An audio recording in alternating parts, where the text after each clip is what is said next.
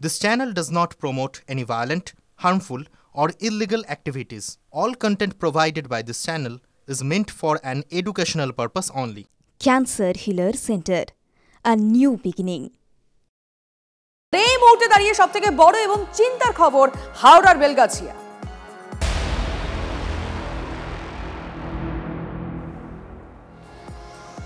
হাওড়ার বেলগাছিয়ায় ধসের আতঙ্ক, পরপর রাস্তা বাড়ি ফাটল, ধস কেড়ে নিয়েছে মাথার চাঁদ। কোথায় থাকবেন, ভবিষ্যৎ কি খাবেন কিচ্ছু জানেন না সেখানকার মানুষজন।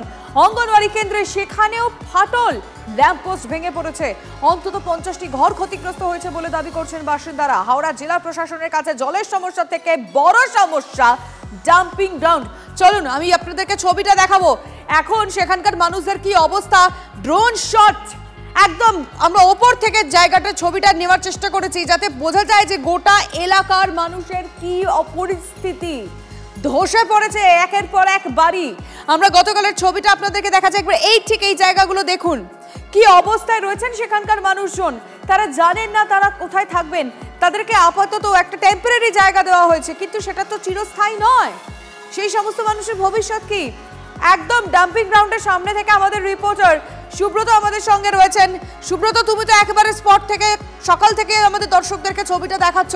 এখন সেখানে কিছু কারণে ভিড় জমেছে কি চলছে?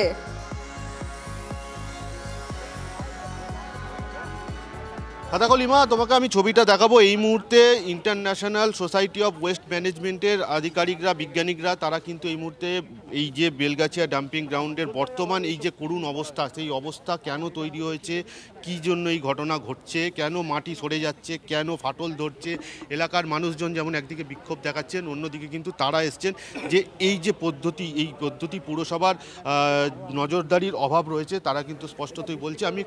আমি একটু কথা বলে নেবার চেষ্টা করবো। এখানে একজন রয়েছেন। এই যে পরিস্থিতি কেন তৈরি হচ্ছে? পরিস্থিতি গার্বেজের জন্য পরিস্থিতি তৈরি হয়েছে। একটা ডাম্পিং গ্রাউন্ডে এত গার্বেজ থাকলে তো হবেই। এটা তো কেউ আর ইচ্ছে করে করেনি।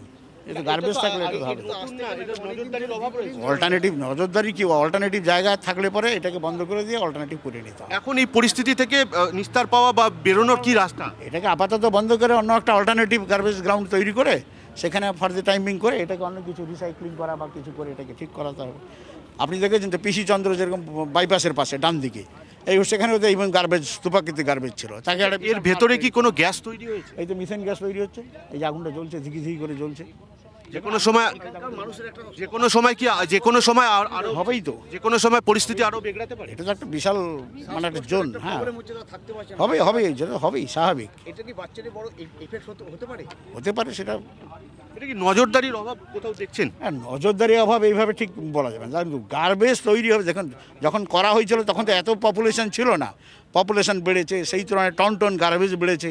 সেটা গার্বেজ ম্যানেজমেন্ট করতে হবে। একেবারেই দেখো, তারা পরিদর্শন করছেন এবং বলছেন যে এর ভেতরে মিথেন গ্যাস তৈরি হচ্ছে প্রতি মুহূর্তে, এবং সেই গ্যাস কিন্তু আগুন জ্বালাতে সাহায্য করছে, এবং মাটির নিচে যে রাস্তা, সেই রাস্তা ফাটিয়ে কিন্তু সেই গ্যাস বেরোচ্ছে, ফলে এই ধস এবং যে ফাটল সৃষ্টি হয়েছে। আমি তোমাকে আরেকবার তুমি একটু সঙ্গে থাকো সুব্রত। আমি চাইবো টিভি9 বাংলা দর্শকদেরকে আরেকটা ছবি দেখাতে, যেটা আমাদের ক্যামেরায় ধরা পড়েছে।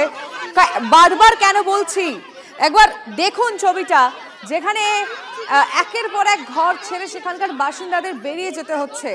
তাদের খুব কষ্ট করে দিনের পর দিন তারা তাদের রোজগার থেকে টাকা বাঁচিয়ে নিজের মাথার ছাদটুকু তৈরি করেছিলেন, সেই ছাদ ভেঙে পড়েছে। তারা কোথায় থাকবেন তারা বুঝতে পারছে না। তাদের ভবিষ্যৎটা কি? তাদের কারো ছেলে মেয়েকে সাথে করে নিয়ে তারা বেরিয়ে পড়েছেন, তাদেরই বা কি হবে? 3 দিন হয়ে গেছে, এখনো সমস্যা কি বদলেছে? কিছু বদলায়নি। মন্ত্রী আসছে, যাদের খুব প্রাইভেট লোক আছে তারা বগল করে হাত ধরছে, তারা সব নিজের বাড়ি দেখাচ্ছে, কিন্তু অথচ এই লাইনে কিন্তু আমাদের মা বোনেদের ঢুকতেই দিচ্ছে না। আর কি বলবো, এইটাই হচ্ছে। তারপরে এই ছোট বাচ্চাদের কখন কি একটা বিপদ একটা দাঁড়িয়ে পড়ছে। কোথায় পালাবো? জিনিসপত্রগুলো সরিয়েছি, বাচ্চাগুলোকে দূর করে রাখছি, কিন্তু এখানে খাওয়াচ্ছেন কি? খাবারছি ওই রান্না হচ্ছে, দিচ্ছে দুটো পুরি, ওই যে খিচুড়ি রান্না হচ্ছে, ওইখান দিয়ে খাবার নিয়ে আসি, খিচুড়ি বা বাড়িতে রান্না করতে বারণ করছে কেন? একেবারেই দেখো, সমস্যা কিন্তু বোঝাই যাচ্ছে। গৃহস্থের বাড়িতে রান্না বসাতে পারছেন না, বাড়ি ঘরের এমনই অবস্থা। এখানে স্থানীয় জায়গায় খিচুড়ি দিচ্ছেন, রুটি দিচ্ছেন, সেই সব তারা নিয়ে আসছেন, খাচ্ছেন। এখানে চিত্রটা দেখো, ছোট ছোট বাচ্চারা সেই খাবারই খাচ্ছে। ফলে একটা কি পরিস্থিতি হয়ে রয়েছে, ভয়াবহ পরিস্থিতি। মানুষজন কিন্তু আতঙ্কে রয়েছেন। এই যে ঘরের যে পরিস্থিতি, এই যে ঘরের ছবিটা তোমাকে একবার দেখাবো আমি, পুরো ঘর কিন্তু ভেঙে একেবারে চৌচির হয়ে গিয়েছে। বাচ্চাগুলো আমার কাছে দূর হয়ে গেছে, তাদের দেখতে পাচ্ছি না, আর ঘর ছেড়ে যেতে পারছি না। আমি বাচ্চাগুলোকে, ওদের বাচ্চাগুলোকে খাবার দিতে পারছি না। আমার কষ্ট কে বুঝবে? চোখের সামনে দিয়ে আমার বাচ্চাগুলোকে নিয়ে চলে গেছে। কি বলবেন, প্রশাসনের কাছে কি আবেদন করবেন? আবেদন করবো আমাদের দেখুক, বানিয়ে দিক, খাবার ব্যবস্থা করুক, জলের ব্যবস্থা, সবই তো তছনছ হয়ে গেছে। আমার যেমন কষ্ট, মা বোনদেরও সেই কষ্ট আছে। বুঝতে পারছেন এই মানুষগুলোর কি অবস্থা, কতটা কষ্ট এবং ভয়ের মধ্যে রয়েছে। মন্ত্রী অরূপ রায় তো পৌঁছে গিয়েছিলেন সেখানে এবং কি বলেছিলেন, কতটা কি আশ্বাস দিয়েছেন আপনাদেরকে শোনাবো। আমরা দেখছি কিভাবে কি করা যায়। আমি এক্ষুনি কোনো মন্তব্য করতে পারবো না, তবে আমি বলছি তো সরকার এই সমস্ত পরিবারের পাশে আছে। আমি কথা বলতে চাইবো আমাদের রিপোর্টার সুব্রত এই মুহূর্তে স্পট থেকে রয়েছে। সুব্রত, একদম সরাসরি যে প্রশ্নটা রাখবো, মন্ত্রীর যে বক্তব্য, যে আশ্বাস, তাতে কি সেই সমস্ত স্থানীয় বাসিন্দারা আশ্বস্ত হয়েছেন? তারা কি বিশ্বাস রাখছেন তাদের সমস্যা মিটবে বলে?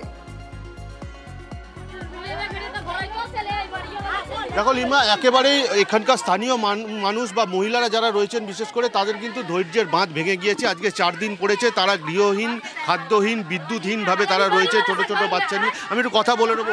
মন্ত্রী অরূপ রায় এসেছিল, বলেছে প্রশাসন, সরকার আপনাদের পাশে আছে। কোনো রকমভাবে তাদেরকে পাশে পাচ্ছেন? না, আমরা পাচ্ছি না, আমরা পাচ্ছি না। এখানটা বলছে কি যাদের নিজের সরকারি জমিনে 10টা 20টা 30টা করে বাড়ি বানিয়েছে, ওরা ভাড়ায় করে করে খাবে, তাদেরকে বাড়িতে পাওয়া যাবে ওদেরকে বাড়ি। মগর আমরা গরিব মানুষ আছি, এই নোংরার মধ্যে কাজ করে আমরা খাই, ছোট দিয়ে আজকে বড় হয়ে গেছি, বড় হয়ে বুড়ি হয়ে গেলাম। মগর আমাদেরকে বলছে কি যে ঘর পাওয়া যাবে না। কেন? আমরা চাইছি সব যত গরিব আছে সবকে একটা করে ঘর চাই, এটা আমি চাই, একটা করে গরিব মানুষ। অনেক মানুষ তো এখান থেকে ঘর ভেঙে গেছে, বাচ্চাদের নিয়ে তারা বাঁচার জন্য অন্য জায়গায় চলে গিয়েছে। আপনারা কি করবেন? আমাদেরকেও চাই অবস্থা, অমনি আমাদেরকেও চাই। না দিলে এখানটা আমরা মরে যাবো, মগর ছেড়ে যাবো না।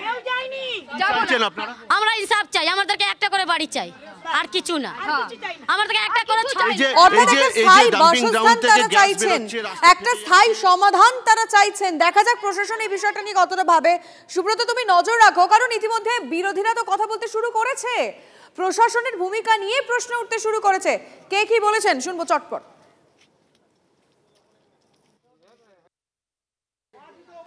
দীর্ঘদিন হাওড়ায় একটা পুরসভা নেই।